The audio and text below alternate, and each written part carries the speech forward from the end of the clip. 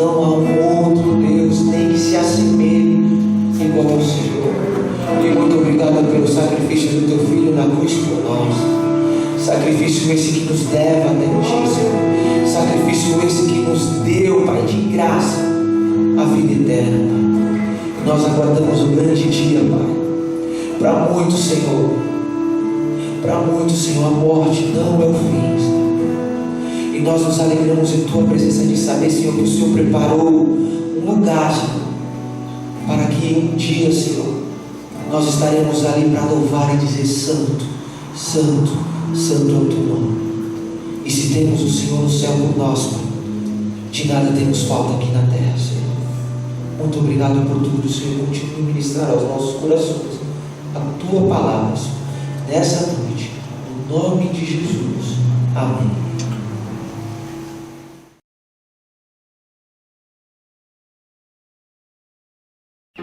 Amados, não estranheis o fogo ardente que surge no meio de vós, destinado a provar-vos, como se alguma coisa extraordinária vos estivesse acontecendo. Pelo contrário, alegrai-vos na medida em que sois coparticipantes dos sofrimentos de Cristo, para que também na revelação de sua glória vos alegreis exultando. Se pelo nome de Cristo sois injuriados, bem-aventurados sois, porque sobre vós repousa o Espírito da glória e de Deus. Não sofra, porém, nenhum de vós como assassino, ou ladrão, ou malfeitor, ou como quem se intromete em negócios de outrem. Mas se sofrer como cristão, não se envergonhe disso. Antes, glorifique a Deus com esse nome. Porque a ocasião de começar o juízo pela casa de Deus é chegada. Ora, se primeiro vem por nós, qual será o fim daqueles que não obedecem ao Evangelho de Deus?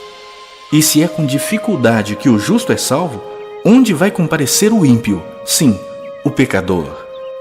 Por isso, também os que sofrem segundo a vontade de Deus, encomendem a sua alma ao fiel Criador na prática do bem.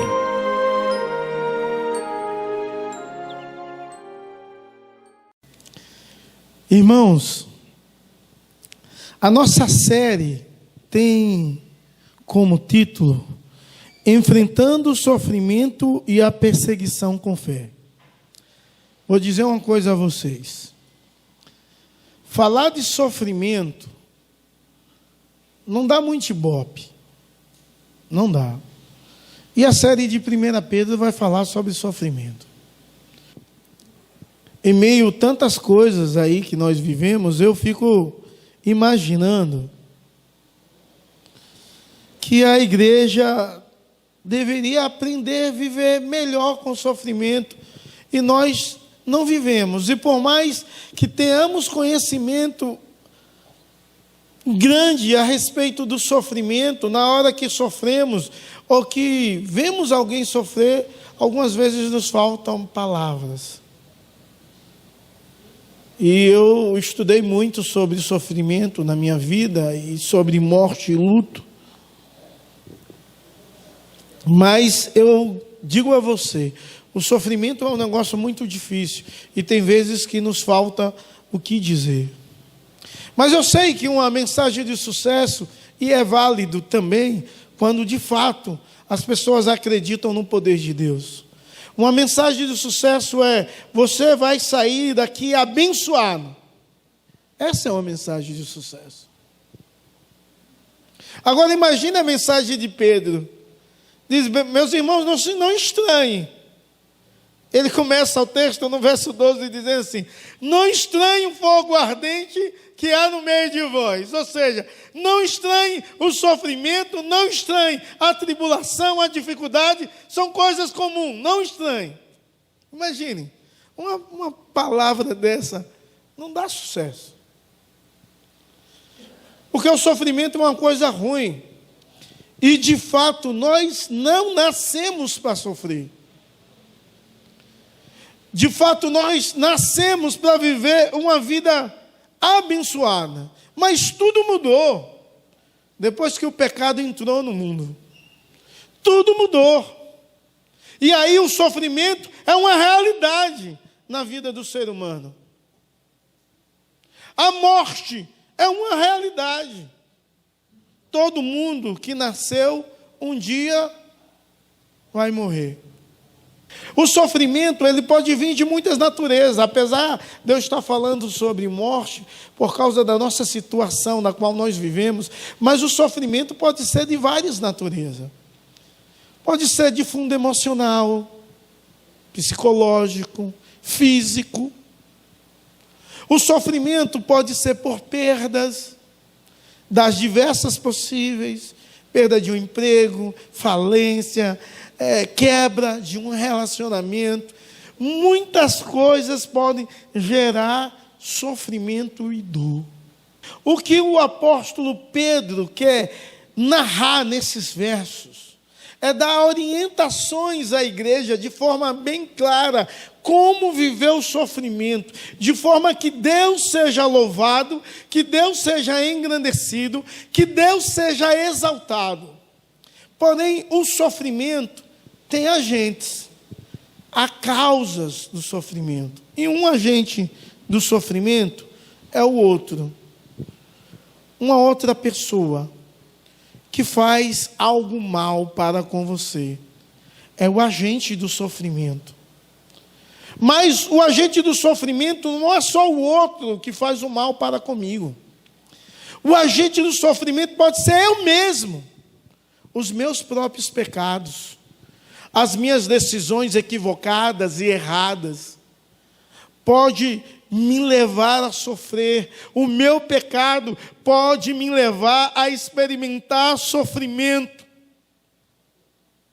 Um outro agente do sofrimento é o diabo. O diabo é um agente do sofrimento. Ele deseja trazer sofrimento à humanidade.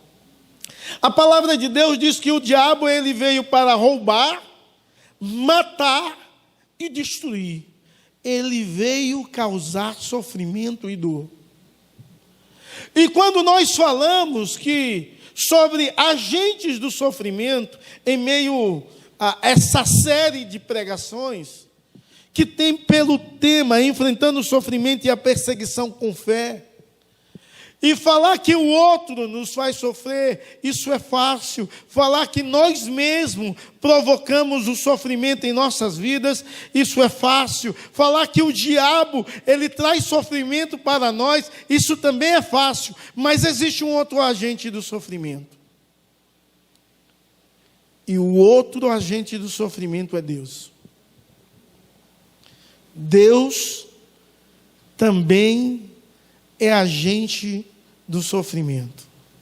E talvez você diga, o pastor loprou falar um negócio desse, nessa introdução dessa mensagem, mas não. De fato, Deus também é agente do sofrimento. Lembra da história de Jó?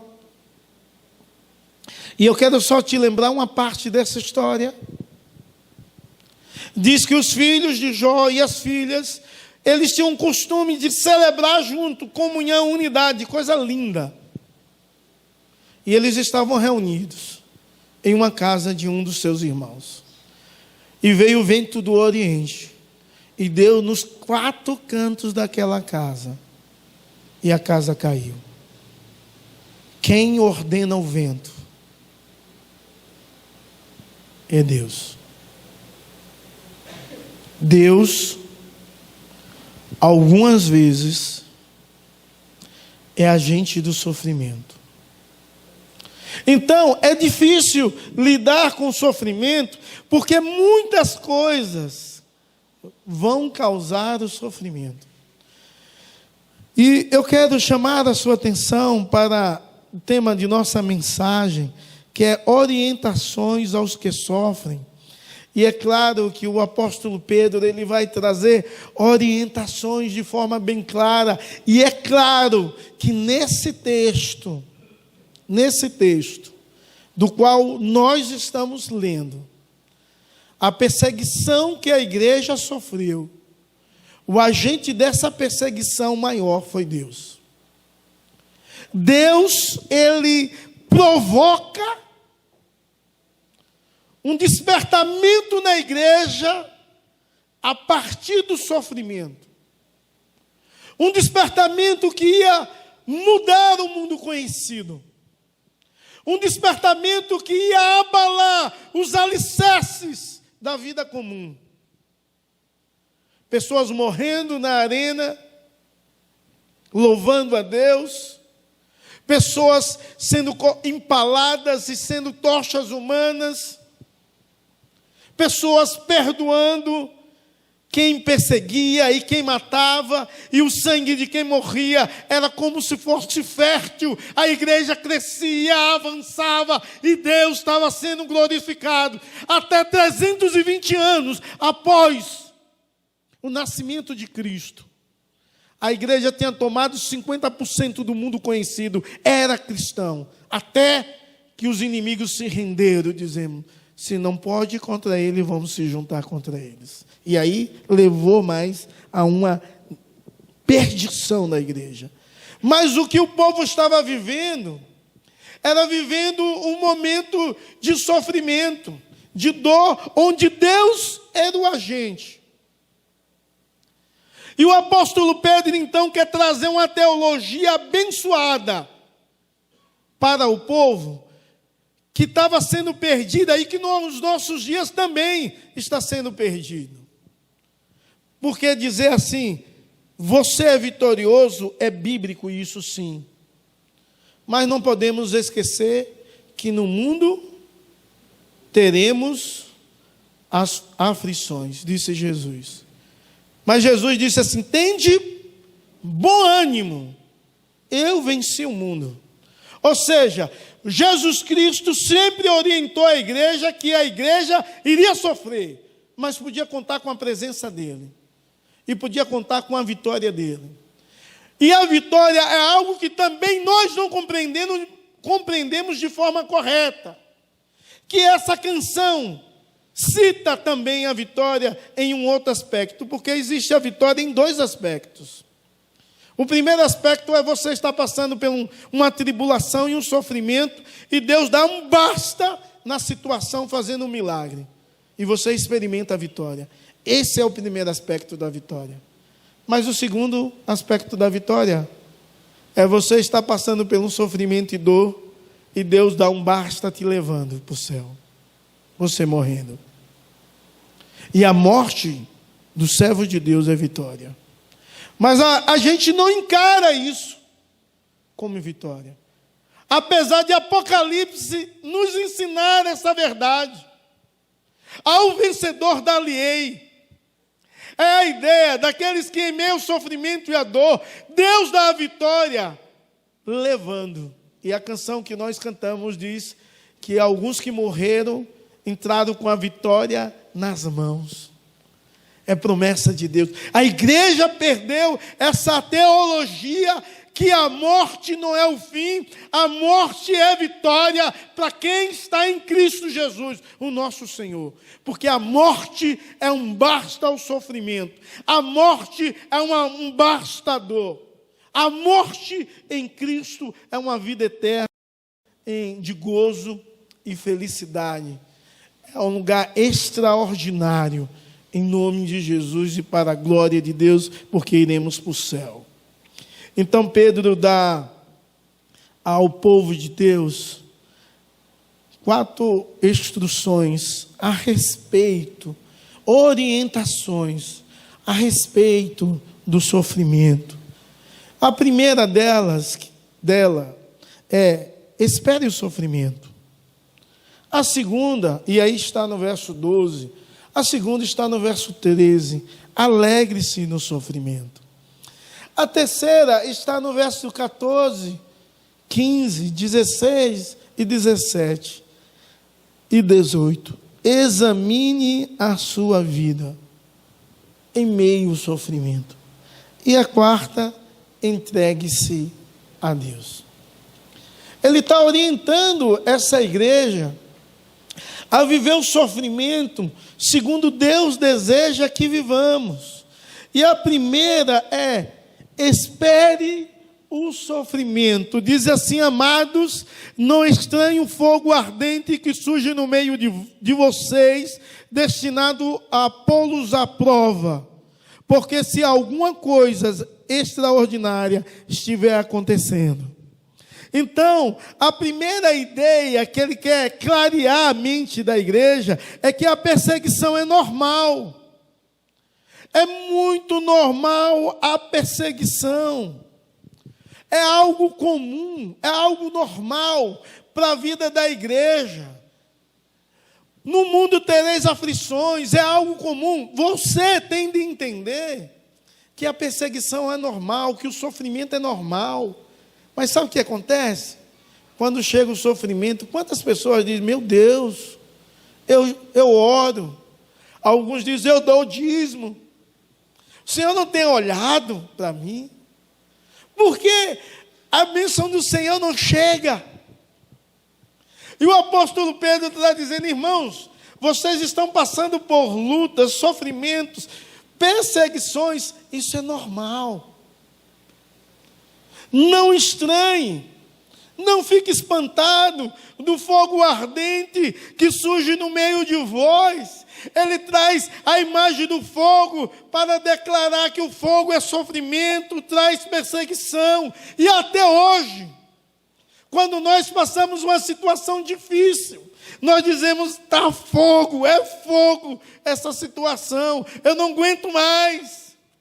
Mas na palavra de Deus, o fogo no Antigo Testamento simbolizava a santidade de Deus. O fogo simbolizava o altar, o sacrifício sendo consumido. E Pedro traz a imagem do fogo para tratar da ideia do processo de refinar. Ele traz a ideia do fogo não como uma ideia de juízo de forma inicial, mas ele traz como a ideia do fogo, como a ideia da vontade de Deus em santificar, em purificar a sua amada igreja. Então, em primeiro lugar, espere o sofrimento. Já aconteceu algumas vezes, vai acontecer, e o sofrimento é algo normal. O sofrimento é algo comum para o povo de Deus, para um mundo onde o pecado domina. Agora, o sofrimento, no verso 12, diz que tem como finalidade, de uma forma muito especial, nos provar. O sofrimento tem a finalidade de nos provar. O sofrimento tem a finalidade de provar cada um de nós, de provar a nossa fé. Porque o sofrimento é como um fogo que vai separar a falsa fé e a verdadeira fé. E a falsa fé é como se fosse palha em meio ao fogo, ela consome rápido e destrói.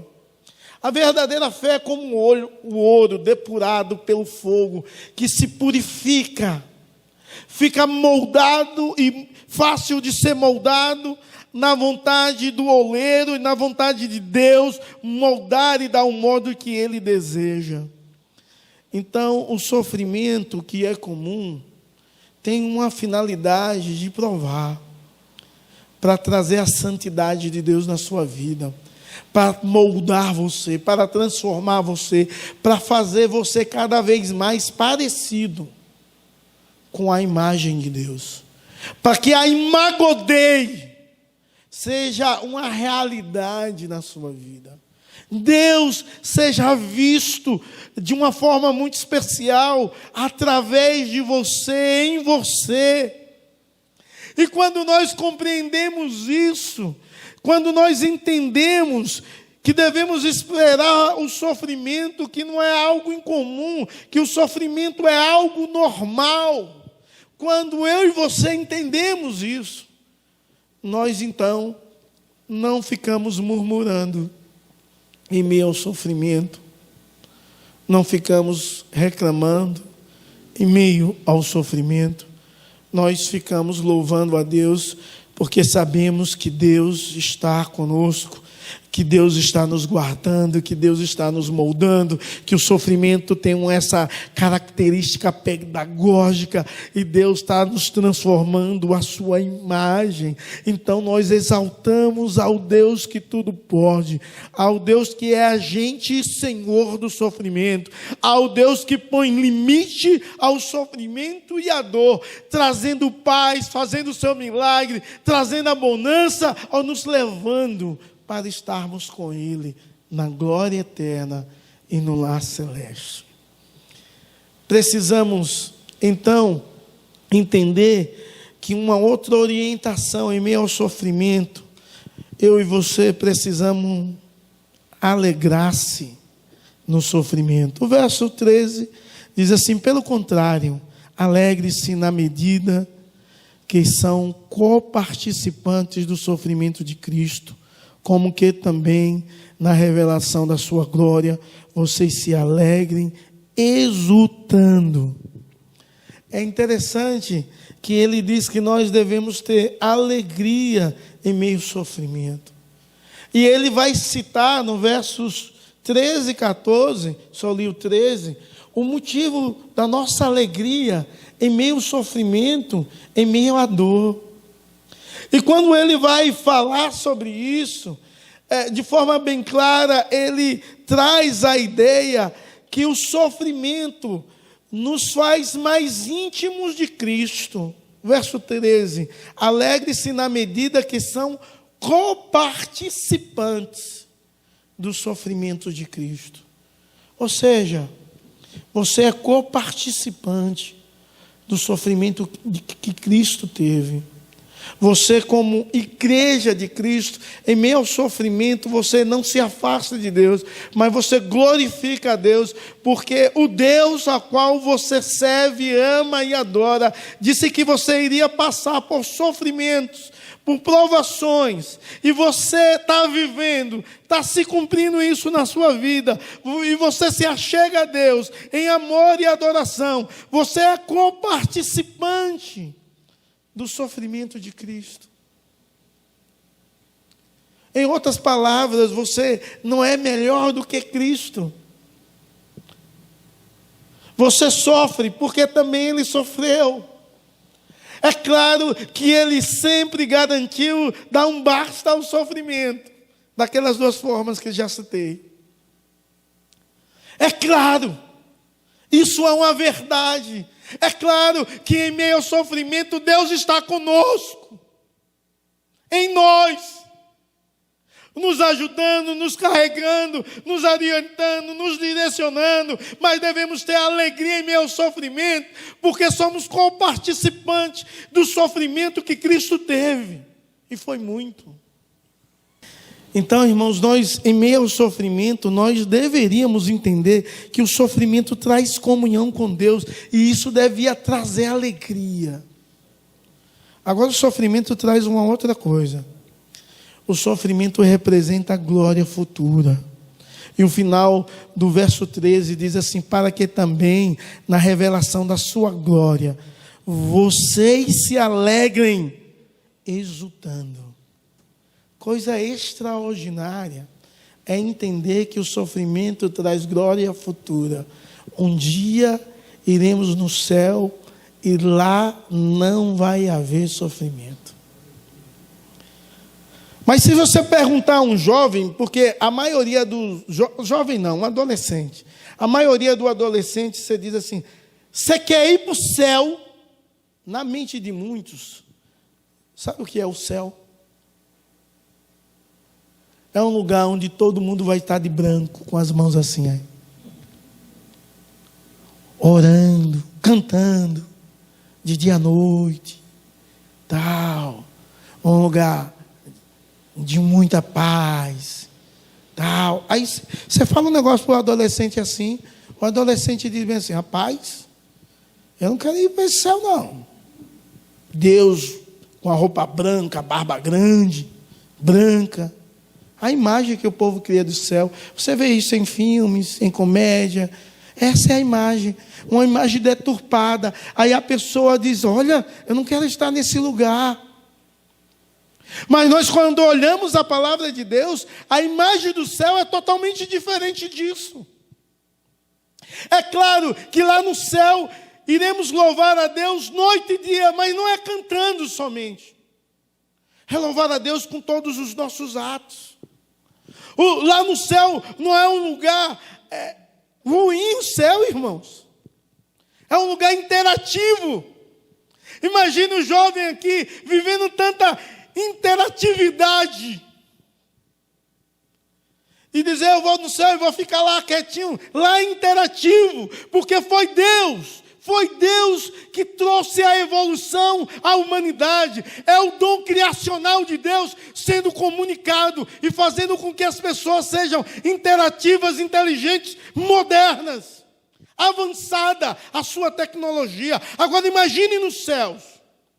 A sua mente sem bloqueio do pecado. Deus comunicando a sua glória e todos os seus atributos comunicáveis de forma plena a cada indivíduo. Imagine como será o céu. A interatividade que o céu terá, a alegria, a criação, a coisas extraordinárias sendo criada e desenvolvida para o bem de todos. E a palavra de Deus diz que nem olhos viram, nem ouvidos ouviram o que Deus preparou para nós. Imagine um céu nesse prisma e melhorado ainda. Não tem dor, não tem sofrimento, não tem morte, não tem choro, não tem ameaça de você ser roubado, nada se estraga. Imagine o céu desse jeito. Não vai haver pobreza, não vai haver miséria. Isso é os céus. Então, esse povo que estava sofrendo tinha de se alegrar. Sabe por quê? Se alegrar porque havia uma revelação de um lugar aonde eles iriam. Um lugar extraordinário e magnífico. Um lugar onde haveria uma paz absoluta, mas interações nas relações no seu mais alto nível. Esse é o céu.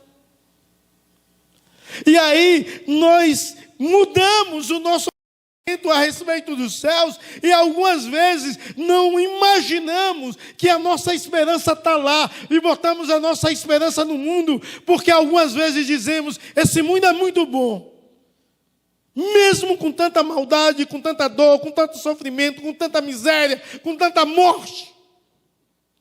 Porque não imaginamos a glória do porvir. Não imaginamos o quanto é magnífico os céus. E o conselho do apóstolo Pedro é que nós devemos se alegrar ou nos alegrar. Sabe por quê? Porque o sofrimento no presente não se compara à glória no futuro. E isso é magnífico. Quando você lê o verso 14, ele traz luz à ação do Espírito Santo. E o verso 14 diz, se são insultados por causa do nome de Cristo, vocês são bem-aventurados, porque o Espírito da glória, que é o Espírito de Deus, repousa em vocês. Devemos nos alegrar em meio ao sofrimento, sabe por quê? Porque o sofrimento vai nos trazer um ministério do Espírito Santo sobre as nossas vidas. Nesses dois versos, 14 e 15, 13 e 14, perdão, vai aparecer 4 vezes a ideia de alegria. 4 vezes. Isso é magnífico. Porque há uma ênfase tão grande de ter alegria no sofrimento, que só em 2 versos ele vai citar 4 vezes a alegria, levando em consideração que bem-aventurados é mais do que felizes e tem relação com a alegria. Então, quando a igreja sofre, ela tem de se alegrar por causa do ministério do Espírito Santo. A igreja tem de se alegrar porque o Espírito repousa sobre nós. Deus está em sua vida, Deus está presente diuturnamente em você. Você não é Deus, mas Deus está contigo. E quando nós entendemos isso, que Deus está conosco, nós podemos ser agente de Deus, mesmo em meio ao sofrimento, mesmo em meio às lutas, mesmo em meio às dores e às dificuldades da vida. Eu já fui em algumas casas visitar, onde tinha muitas pessoas sofrendo de enfermidade, inclusive também em hospitais. E eu já saí de algumas casas, eu fui levar uma palavra de consolo, de ânimo e de alegria. E saí de muitas casas com o coração alegre, bem alegre. Já aconteceu isso com você? De ver a pessoa na luta, na dor, sofrendo, e a pessoa demonstrar uma firmeza na fé em Cristo. Aquilo é contagiante, a alegria invade o nosso coração. Você glorifica a Deus, porque aquela pessoa, apesar do sofrimento, glorifica a Deus, exalta a Deus e serve de lição. Muitas vezes nós reclamamos de coisas mínimas das quais nós passamos, começamos a reclamar, a questionar. A palavra de Deus vai continuando, diz: se você sofre por causa do nome de Cristo, você está glorificando a Cristo, e nós precisamos glorificar a Cristo sempre, em todos os momentos, inclusive em meio ao sofrimento, em meio à dor. Então você precisa ter um outro olhar para o sofrimento. Mas em meio ao sofrimento, a outra orientação do apóstolo Pedro é que nós devemos examinar a nossa vida. E a partir do verso 15 ao 18, ele vai nos ensinar a examinar as nossas vidas em meio ao sofrimento. E para isso precisamos responder algumas coisas. E a primeira coisa que precisamos responder é: qual é o motivo do meu sofrimento? Qual é o motivo do meu sofrimento? Eu estou sofrendo por quê? Quem é o agente do meu sofrimento? Estou sofrendo por causa do meu pecado? E o pecado traz sofrimento? Estou sofrendo por causa disso, má decisões que eu tomei? Isso é pecado? Não ouviu Deus, a orientação de Deus? Traz sofrimento. Qual é o motivo do meu sofrimento? E é interessante que no verso 15 ele diz: que nenhum de vocês sofra como um assassino, ou ladrão, ou malfeitor, ou como quem se mete na vida dos outros. Eu achei isso aqui incrível, porque quando o apóstolo Pedro vai falar de pecados que causam sofrimentos, ele começa a citar algumas coisas, das quais tem causado sofrimento e dor na vida de muitos. E ele diz: olha, não sofra porque você como um assassino, ou seja, não sofra porque você é assassino. E na igreja, raramente vai ter alguém assassino, humanamente falando. Mas na igreja tem gente que mata o seu irmão no coração. E a palavra de Deus diz que nós somos homicidas quando fazemos isso. Somos assassinos. Aí ele diz: ninguém sofra como assassino, ou como ladrão. E talvez você pergunte assim: na igreja não tem ladrão. Espero que ninguém roube, mas tem gente que pode roubar a Deus na igreja. E a palavra de Deus diz: roubará o homem a Deus? Isso pode causar sofrimento, porque Deus promete repreender o devorador. Ou como malfeitor, alguém que faz o mal. E tem muita gente fazendo mal. O mal para com os outros, o mal para consigo mesmo. E aí me admira mais ele colocar uma outra classe aqui como pecaminosa e que nós não tratamos isso como pecado. Ele diz assim, ou como quem se mete na vida dos outros. Ele está dizendo assim, quem se mete na vida dos outros sofre por causa disso. E eu já li esse texto com certeza outras vezes na minha vida, porque eu já li a Bíblia inteira várias vezes. Mas nunca me atentei a esse versículo que ele está dizendo que alguns sofrem e é necessário examinar a nossa vida, qual é o sofrimento, o que causa o nosso sofrimento, porque algumas vezes o sofrimento é causado porque eu me meto na vida do outro. Eu não tenho nada a ver com a vida do outro. Se não for para encorajá-lo e ajudá-lo, eu não preciso me meter para trazer mais confusão e perturbação. Tem gente que se mete de tal forma que começa a ditar a vida do outro. Isso é pecado. Isso é pecaminoso. Examine qual é o motivo do seu sofrimento, porque talvez você está sofrendo por causa de você mesmo e dos seus pecados. E o que o apóstolo Paulo está dizendo, ninguém sofra por isso. Evite isso, em nome de Jesus. Evite ser como um assassino, como um ladrão, como um malfeitor, ou como alguém que se mete na vida dos outros. Evite isso. E quando eu entendo isso, nós compreendemos como é que deve ser o sofrimento. E o verso 16 é assim, mas se sofrer como cristão, não se envergonhe. Pelo contrário, glorifique a Deus com isso. Verso 16. Então, é a ideia que eu tenho de me examinar e ver, eu estou sofrendo, o que está causando o sofrimento? Mas aí eu tenho também de sofrer como cristão. E preciso glorificar a Deus em meio ao sofrimento.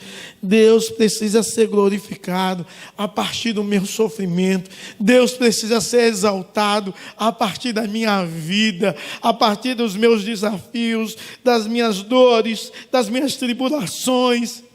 Deus precisa ser glorificado em minha vida. Deus precisa ser conhecido. Eu preciso me tornar mais parecido com Deus. E essas são as orientações que o apóstolo Pedro nos dá. E o verso 17 e 18 leva a uma ideia que eu já tinha comunicado a vocês, que o sofrimento, ele vai nos moldar, o sofrimento vai nos transformar, o sofrimento nos faz mais santos e mais parecidos com aquele que é o Deus Todo-Poderoso, o Deus do impossível. E ele diz que o sofrimento acontece primeiro na casa do povo de Deus, e que nós sofremos para ser moldados e alcançarmos a glória celeste. Agora ele diz assim, o ímpio, ele joga a ideia, e o ímpio qual será? Se é com dificuldade, versículo 18, que o justo é salvo, que será do ímpio e do pecador? Então, nós precisamos entender que o sofrimento ele tem alguns benefícios. E entender que o sofrimento é algo comum da vida. É algo normal. E quando nós olhamos e temos uma teologia que olha para o sofrimento assim, você não fica com raiva de Deus quando passa por sofrimento. E nem murmura contra Deus, que dirige a sua história e pode dar um basta ao seu sofrimento. A outra orientação, a última, é entregue-se a Deus. O verso 19 diz assim, por isso também os que sofrem segundo a vontade de Deus, entreguem a sua alma ao fiel Criador, na prática do bem. E a ideia de entregar a alma é uma ideia de entregar todo o seu ser, de entregar toda a sua vida, toda a constituição humana, tudo que você tem, tudo que você é, entregar a Deus na prática do bem. Agora, ele não só diz que nós devemos entregar ao fiel Criador, o termo é fiel Criador, ele diz que essa entrega tem de ser aquele que te deu todas as coisas e que criou tudo, que existe e vai a existir, de forma direta ou indireta, usando você. E ele diz que você deve entregar a sua alma ao fiel Criador, ao Deus que criou todas as coisas e tem todo o domínio. Você deve entregar toda a sua vida a Ele. Tudo em nós deve converger na glória de Deus. Seja o sofrimento, a dor, a perda, a tristeza, o luto, o choro. Tudo tem de ser entregue ao fiel Criador. O nosso Deus é fiel. Ele vai continuar sendo fiel, mesmo em meio às lutas, mesmo em meio ao sofrimento. Ele é um Deus criador e a sua criação não parou de agir, nem por ele, nem por você através dele. Então entregue toda a sua vida na prática do bem. Você tem praticado o bem? Mesmo em meio às lutas, mesmo em meio à dor, mesmo em meio ao sofrimento. O sofrimento fez com que Jó entendesse: bem sei que tudo podes, e nenhum dos seus planos pode ser frustrado. O sofrimento fez com que Jó entendesse que andava com Deus só de ouvir, mas ele não vivia como Deus queria. Agora ele disse: hoje os meus olhos te veem. Ou seja, Deus, eu consigo enxergá-lo. A imagem de Deus pode ficar mais nítida na sua vida quando você pratica o bem. Eu conheci um homem ontem, e eu sou uma pessoa que chega nos lugares e eu converso com todo mundo. E eu puxei um assunto com um camarada. E ele disse assim: Deus é um Deus muito fiel. E eu disse: por quê? A gente já tinha conversado sobre Deus. E ele disse assim: porque eu fiquei 5 meses comendo arroz puro. E hoje eu tenho uma condição muito boa. Deus é um Deus muito fiel. Aí eu disse: como foi esses 5 meses? Ele disse: foi péssimo comer arroz. Só arroz. Mas eu dizia: muito obrigado a Deus pelo arroz. Porque muita gente não tem arroz para comer.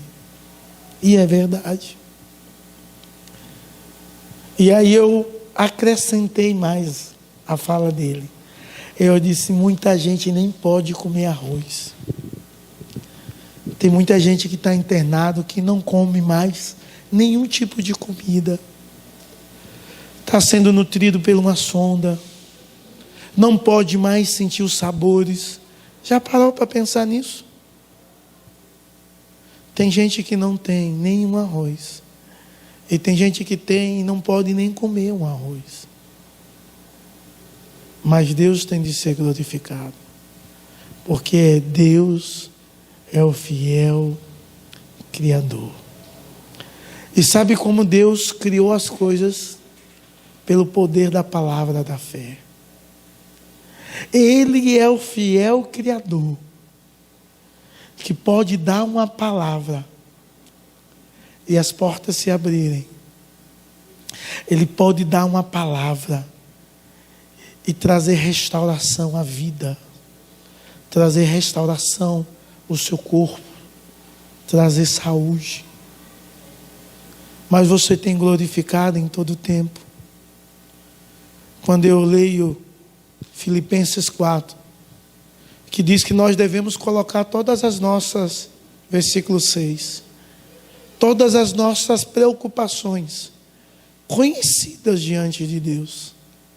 Lá nos ensina que nós devemos fazer isso pelas orações, pelas súplicas, e ele diz ações de graças.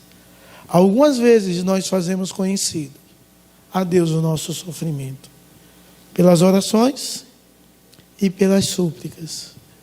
Mas você tem agradecido quando só tem arroz? Você tem agradecido quando faltam algumas coisas na sua casa? Porque a ideia lá, com ações de graças, é fazer isso não com murmuração, mas com gratidão no seu coração, dizendo: tem gente que está sofrendo mais do que eu e precisa do auxílio de Deus, e eu preciso ser grato a Deus pelo aquilo que eu tenho. Viva na prática do bem. O sofrimento que 1 Pedro quer tanto nos ensinar, é nos ensinar a passar o sofrimento com fé, seguindo essas 4 orientações de Deus para a nossa vida. Que Deus te abençoe. Baixe a sua fronte. Vamos conversar com Deus.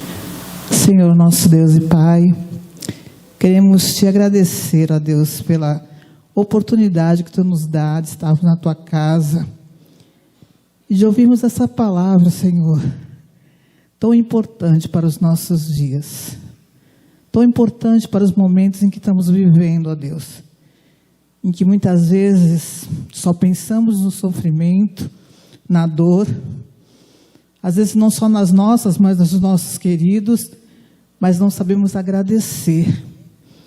Agradecer porque tu és o nosso Deus. E olhar que esse sofrimento, que essa dor, pode nos fazer crescer. Crescer no conhecimento da tua graça, crescer no conhecimento do teu amor, crescer para ajudar pessoas que não te conhecem, que sofrem muito mais que a gente. Ó Deus, ajuda-nos, Senhor, a te dar graça em meio ao sofrimento. Te agradecer até mesmo por cada dor, por cada perda, por tudo aquilo que acontece que muitas vezes a gente não quer aceitar ou reclamamos, murmuramos e não entendemos que todas as coisas cooperam para o nosso bem. Cooperam para o bem daqueles que te amam. E nós te amamos, Senhor. Por isso, ó Deus, nos ajuda a realmente passar pelo sofrimento, passar pela dor, passar pelas tribulações, te louvando, te engrandecendo, propagando o teu nome e o teu amor por cada um de nós. Que ajuda, Senhor, também a sermos provados e aprovados por ti. Que em cada aprovação possamos ser aprovados por ti. Essa é a nossa oração, ó Deus, sabendo que não é fácil, que temos dificuldades e que precisamos cada vez mais da tua atuação em nossas vidas por meio do teu Santo Espírito. Te louvamos, te agradecemos, em nome e por amor de Jesus Cristo. Amém. Que a graça do nosso Senhor e Salvador Jesus Cristo, que o amor de Deus, o nosso eterno Pai, que a comunhão e a consolação do Divino Espírito Santo seja sobre você e sobre todo o povo de Deus, espalhado sobre toda a face da terra, hoje e para todos sempre. Amém e amém.